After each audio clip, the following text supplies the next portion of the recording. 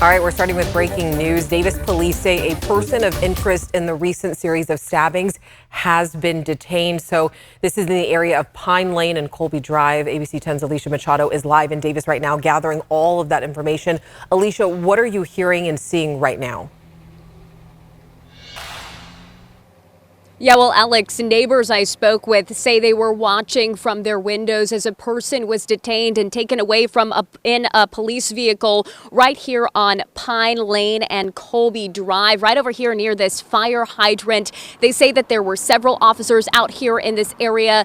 Neighbors describing this as a controlled and calm scene. Police have moved out of this area, but we are working our sources to confirm if, in fact, the person who was detained by police as a person of interest in those stabbings is in fact the person who was taken away in a police vehicle right here. But neighbors who I've spoken with in this area, which is just about a couple blocks away from the park where one of the stabbings happened, they have been uneasy over these past few days. And I want to bring in a senior from UC Davis right here. Her name is Corinne, and these have just been very tense and difficult days for folks who have been living out here. Talk to me about what it's been like. Yeah, it's been really hard, just not being sure whether or not we should be going to class, running errands and leaving the home at all. So it definitely brings us some peace of mind to know that maybe someone who could be a suspect has been detained, and we're just hoping that this will all be over soon. Talk to me about what it's been like to hear of all these, consecutive stabbings one day after another. What has it been like? Has it put you guys on edge? Definitely. It's been very scary, especially personally, I didn't know any of the victims, but knowing people who were close with at least one of them, it's really just sad and honestly terrifying. Does it give you some peace of mind, or even will you rest a little bit easier tonight knowing that someone's been detained? Definitely. I will definitely feel a lot better just knowing that someone has been brought in who matches the description of a possible suspect. Thank you so much for speaking with us, Corinne. We appreciate you. And like Corinne, many other neighbors here have been hoping and praying in these past few days that a suspect might be brought in by police. So hearing that a person of interest has been detained has brought a little bit of peace of mind or even a little bit of comfort for neighbors who have been double checking their doors, making sure that their windows are locked, making sure that their kids are safe and back home at night. Alex? All right, Alicia, thank you so much. We appreciate it. And if you are just joining us here, there have been several stabbings in Davis over the course of just the past week, and still no arrest. Again, just a person of interest being detained. But it's really changing the way that this quiet college town operates. And we know that events in the city are getting canceled. I mean, today the farmers market did not take place. Little League team practices are canceled after dark, and the night classes at UC Davis held after 6 p.m. They have gone remote. And come 8 o'clock tonight, some businesses in Davis will close their doors early, like the Davis Food Co-op. They are closing at 8 p.m. instead of 10 p.m. They have also canceled the co-op block party scheduled for this Saturday, and places like Woodstock Pizza are asking people to shop and eat dinner just a little bit earlier. Everything that we do, not just the decisions to change store hours, but all of the decisions that we make are with the community in mind, because we are truly comprised of the community here. And you can see where the stabbings happened on this map. The two deadly stabbings that happened last week were at two different parks in the city. And the other night, a woman was stabbed through her tent in downtown Davis. And we know that two of the victims were part of Davis's unhoused community, and the city is responding with extra resources for those people living on the streets. And Becca Habegger joins us from Davis and is at the site where that Monday stabbing just took place.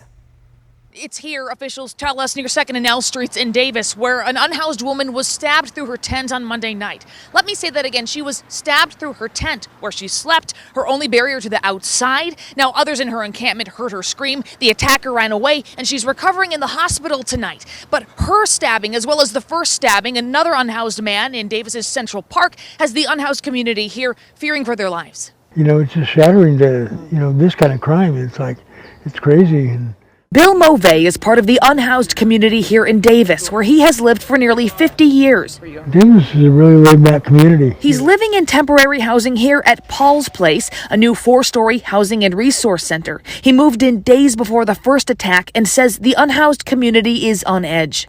Kind of anxious for everybody out there. I mean, we have our housing, but, you know, a lot of people don't out there, and you know, I mean, I'd hate to be out there. He says he knows the victim of the third stabbing, the woman who survived and is recovering in the hospital. You know, we become friends because she was at the cold weather shelter with us, my wife and I, and you know, and then all of a sudden, boom, you know, they're in it, so we know everybody involved then. He says another member of the unhoused community is in touch with her and she seems to be improving. I'm just glad she's all right, or getting better, put it that way. Who it could be and why they're doing this and just the randomness of the whole thing, I think that's a very scary thing for almost anybody, and particularly when you're homeless and vulnerable like that. Bill Pride is the executive director of Davis Community Meals and Housing, which serves people experiencing homelessness in Davis. At last count, Pride says about 180 people were experiencing homelessness in the city of Davis, 100 of whom were living on the streets. Everybody wanted to come in yesterday. I mean, I think everybody in town, especially after the Monday night incident when, you know, the person went right through the tent to attack the woman, I think it brought home to everybody living homeless in the city of Davis to the idea that everybody's at risk at this point. He says in partnership with the city, his organization has opened 24 emergency beds specifically to get people off the streets while the attacker or attackers are still on the loose. 19 people used those beds on Tuesday night, and the beds are filled for Wednesday night. I asked the executive director of Davis Community Meals and Housing how people can help. He says they have a list of needs on their website. We've put a link to that on our website, abc10.com/links. And we want to know what other questions you have about the stabbings in Davis. All you have to do is just scan that QR code on the side of your screen, or you can always text us at 916-321-3310. I'll be answering some of your questions later in the show. All right, let's take a deep breath because we're about to talk about the economy. If you're looking to borrow money, you can expect things to get a little bit more expensive. The Federal Reserve today announced its 10th straight interest rate hike of another 1/4 percentage point.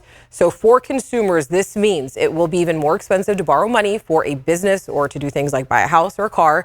Credit card interest rates that are already at a record high of over 20%, those will likely keep climbing. And on average, people are paying about $313 more per month for things like groceries and other services than they were last year. And tonight, this is the moment that Susanna Torres and her 2 children were kidnapped at a mini mart. And this happened back in 2021. They were kidnapped by Susanna's ex-husband, Javier Chavez. And the children, they were returned, but Susanna is still missing. It is believed that Javier fled to Mexico.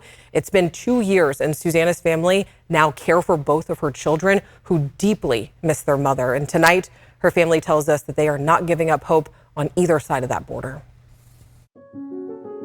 She was a very happy and outgoing person. Mainly, she just loved being around the family, just spending time with us.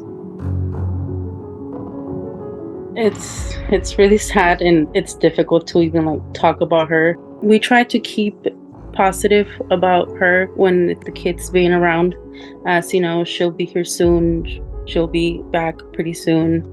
But we tend to just remember her she would be doing this, she'd be saying this. We try not to be sad around the kids so they don't get sad either. We still have hope. So we just want him to be found and him to say what happened or if he did anything to her, but we maintain hope. We're gonna continue rallies to try to spread the word out in Mexico and hopefully get some answers soon. Please take a look at your screen. This is Javier Chavez. Stanislaus County sheriffs say that this is a challenging criminal investigation, and they are working with state and international agencies. They just need more members of the community to come forward to share any information that you have about this case. So you can contact them at 209-525-7117. After the break, there's still snow in the mountains, but it is not time for people living in risk fire communities to let their guard down quite yet. And we're still tracking that stubborn low pressure system off the coastline right now. How long it'll be sticking around and how much more rain could it be bringing? And still to come, a Japanese family lost their vineyard after being interned during World War II, but they survived and they got their land back. A story of resilience and tradition. We're back after this. There may still be snow on the ground, but in some areas, make no mistake, fire season is coming. Fire officials are urging residents in Tahoe to create their defensible spaces right now, right, Carly? That's right. And you know, fire season's one of those issues we deal with every single year. It's not new, but this year we're starting to see it prolong just a little bit longer due to that snowpack, which is good news. But of course, that water is also leading to more growing plants outside, meaning once that all dries out, hey, we have something to burn. Well, looking right now at the Big Mountain backyard, a beautiful setting for this evening, but temperatures still sitting right around those low 60s to upper 50s in Modesto. Mostly cloudy skies, maybe some peaks of sunshine here or there, but in Tahoe, 39 degrees with some rainfall. They also got some snowfall today as they got an additional 2 more inches in the last 24 hours. Cool temperatures with the slight shower chance continuing at least as we approach the weekend. We do have a warming trend that'll return to the 70s as we start moving on from Sunday into next week. But mostly sunny skies also coming through next week. As we take a look at the low pressure system in place, that has been circulating off the coastline for some time now and continues to shift south, but it is taking a bit longer. We continue to see the rain bands wrapping around the low, but as they continue to make their way back around, they're still bringing in a little more moisture to our area, and we'll continue to see those shower chances even into the early morning hours tomorrow, and potentially another chance maybe arriving into Saturday. As you look at your early morning hours Thursday 8 a.m., there's another chance of showers in the foothills and maybe even approaching areas just east of Sacramento. We'll also see some more snow shower chances into Thursday afternoon with some spotty shower chances also Thursday afternoon in the valley spots, but get a little bit of a clearing here and there with partly sunny skies. Here's another chance 2:30 a.m. on Saturday to see some more solid showers headed our way and even more snow showers in the Sierra. Looking at the 10-day forecast, those upper 60s for us over the next few days and then reaching those 70s, maybe even those mid 80s by the following weekend.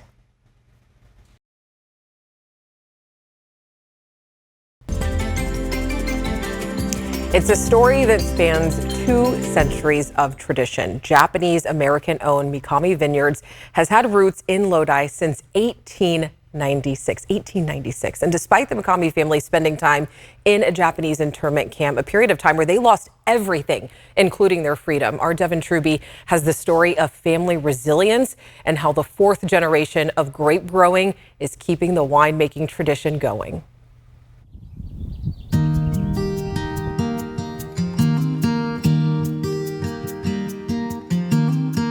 On a 15-acre vineyard in Lodi, 120 years of tradition is in bloom. While this plot of land hasn't always been Mikami Vineyards, it's always been grapes. For me, it's really about honoring a tradition. Third-generation Japanese-American Jason Mikami is continuing the legacy of his grandfather, Teruchi Mikami, who immigrated from Japan to Lodi in 1896 at 13 years old. So Mikami actually is composed of 2 Japanese characters. The first syllable, mi, means 3, and kami, in this case, means up. Farming grapes in the areas we know today as Acampo, Woodbridge, Stockton, until 1942.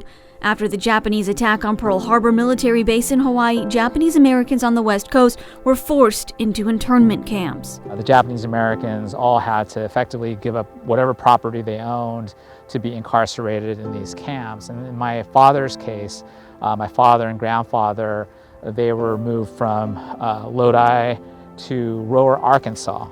This is his father, Jim, at the Rower, Arkansas internment camp in 1942 to 1945.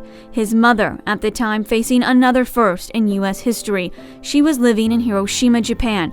Its name many know because it was the city where America dropped its first atomic bomb. And so unfortunately, she was an atomic bomb survivor. She had a brother who passed away immediately during the atomic bomb. He was effectively evaporated when the bomb dropped. And then my mom also suffered burn injuries. As we walk the vineyard, Jason recounts the terrible history that had so much impact on his family. When the Mikamis returned from the internment camp to Lodi, things were not the same. Because of various laws at the time, they did not own that property. So they were effectively renting out property. Returning to Lodi with just a train ticket in their hands and whatever they could carry, the Mikami men returned to the only work they've ever known, growing grapes. Whether you call it the immigrant spirit or you call it, the American way, my grandfather and father, they just continue to work as workers, as farm workers. They worked different properties and eventually saved enough to purchase the the initial property in the 50s. In the 1950s, the Mikamis were finally able to purchase land in Lodi. In 1963, they expanded to where Jason stands today as a result of his father's hard work, 15 acres in Lodi off West Sargent Road. There's a phrase in Japanese or Japanese American, it's called shikataganai or shoganai. It basically means you have to sort of bear with it. After his father's passing, Jason took Mikami on a new path. In 2005, they began making wine. My mom always instilled in me that, this is our family land, and so, don't think about selling it. He says it's important to honor traditions so many in his generation have abandoned. There were a lot of Japanese American families farming in this area, but my generation, post-college, tended to move either to the Bay Area or other locations and to move out of farming. Winemaking is not an industry many minorities have ventured into. Even Jason admits it was a risk, but one he wanted to take. To be able to see other folks trying to honor their legacies or honor their history is really nice to see. But Jason feels the Mikami story speaks to the immigration policies and inequities polarizing our country today. From a Japanese American perspective, a lot of times what I think about is it's unfortunate that with the immigration policies these days, there's a lot of negative connotations associated with Mexican Americans, etc. And, their story today is no different than my father's story, 50 years ago. In terms of whether it be either forms of racism or having stereotypes put upon you. And so it's really important for us to not relive that history of treating Mexican Americans the way the Japanese Americans were during World War II. Same thing for the Muslim Americans as well. For Mikami, keeping his family story alive is very important. To think about what my grandfather had to do to come as a 13-year-old or 14-year-old boy to the United States back in 1896, to what my father had to endure during World War II, and now being able to actually carry on their tradition of grape growing and now producing wines. What keeps him going today and doing this hard work is his family. I think they would be very proud. They would be very happy that I'm continuing to still own and operate the property and try and produce something under our family name. A story that spans 120 years and 3 generations of wine growing. It really means a lot to be able to pass that along to my daughter. Mikami Vineyard is planning an expansion on the property and hopes to be open to the public for tastings and also for sharing their story. We're back after this.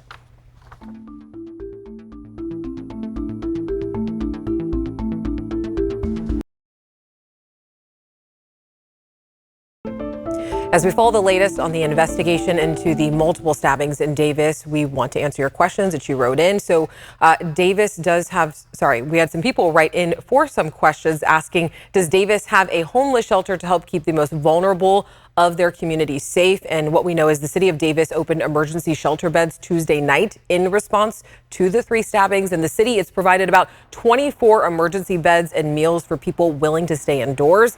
The city is working with local organizations, including Davis Community Meals and Housing, and others who work with unhoused people in that community. We also had another person write in and ask, have the police determined if the same knife is being used in each of these stabbings?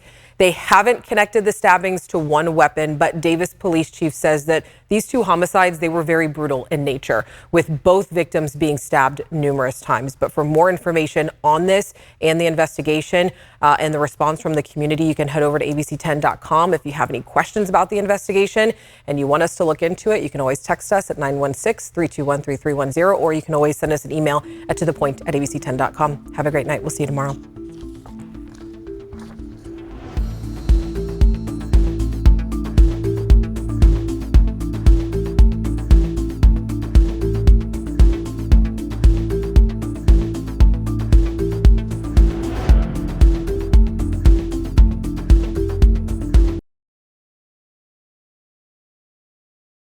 Hey, it's Alex. Just wanted to say thank you so much for watching.